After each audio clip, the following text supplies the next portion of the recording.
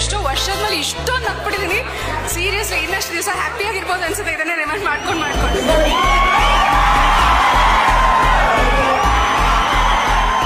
ತುಂಬಾ ಸ್ಟ್ರೆಸ್ಸು, ತುಂಬಾ ಈ ಟೈಮಲ್ಲಿ ಇರೋ ಕಾರ್ಪೊರೇಟ್ ಫೀಲ್ಡ್ ಅವರು ದಯವಿಟ್ಟು ಬಂದು ಈ ಮೂವಿ ನೋಡಿ. ನಗ್ಲಿಕ್ಕೆ ಒಂದು ರೀಸನ್ ಬೇಕು ಅಂದ್ರೆ ಸೂ ಫ್ರಮ್ ಶೋ ನೋಡ್ಬೇಕು. ನಕ್ಕೆ ಇರಲಿಲ್ಲ, ತುಂಬಾ ದಿವಸ ಆಯ್ತು, ತುಂಬಾ ನಗ್ತಿದೆ. ನಾನು ಲಾಸ್ಟ್ ಟೈಮ್ ಇಷ್ಟು ನಗ್ಗಿಡೋದು ಯಾವಾಗ ಅಂತಲೇ ಗೊತ್ತಿಲ್ಲ. ತುಂಬಾ ದಿನ ಆದ್ಮೇಲೆ ಕೂತು ಥಿಯೇಟರ್ ಅಲ್ಲಿ ಫಿಲಂ ನೋಡ್ಬೇಕು ಅಂತ ಅನ್ಸಿತ್ತು.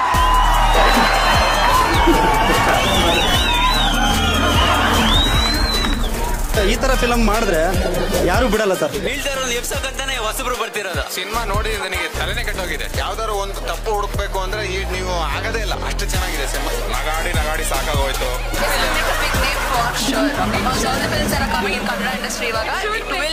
ಇಟ್ ವಿಲ್ ಅಂಡ್ ರಾಜಣ್ಣ ಈ ತರ ನೋಡೋಕೆ ತುಂಬಾ ವೆಯ್ಟ್ ಮಾಡ್ತಾ ಇದ್ವಿ, ಬಟ್ ಇಷ್ಟು ಡಿಫ್ರೆಂಟ್ ಆಗಿ ಬರುತ್ತೆ ಅಂತ ಅನ್ಕೊಂಡಿರಲಿಲ್ಲ. ಆಮೇಲೆ ಸೆಟ್ರ್ ಇದ್ರೆ ಮ್ಯಾಟ್ರ್ ಇದ್ದೇ ಇರುತ್ತೆ ಅಂತ ಎಲ್ಲರಿಗೂ ಗೊತ್ತು. ರಾಜಿನ್ ಸರ್ಪ್ರೈಸ್ ಮಾತ್ರ ತುಂಬಾ ಅದು ನಮಗೆ ಶಾಕ್ ಆಯ್ತು. ಸಡನ್ ಬಿಟ್ರಪ್ಪ ಸಾಕು, ನಮಗೆ ಸ್ವಲ್ಪನಾದ್ರು ಗ್ಯಾಪ್ ಕೊಡಿ, ಅಟ್ಲೀಸ್ಟ್ ಸ್ವಲ್ಪ ಕತೆ ನೋಡ್ತೀವಿ ಅನ್ನೋಕ್ಕೂ ಚಾನ್ಸ್ ಇಲ್ಲ. ಅಲ್ಟಿಮೇಟ್ ಆಗಿ ಬರ್ತಿದ್ದಾರೆ.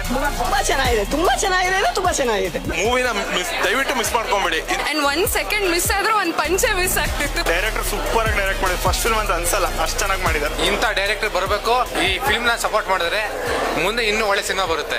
ಪ್ರಮೋಷನ್ ಅವಶ್ಯಕತೆನೇ ಇಲ್ಲ. 25th ಆಬ್ವಿಯಸ್ಲಿ ಎಲ್ಲ ಥಿಯೇಟ್ರಿಗೆ ಬಂದು ನೋಡ್ತಾರೆ.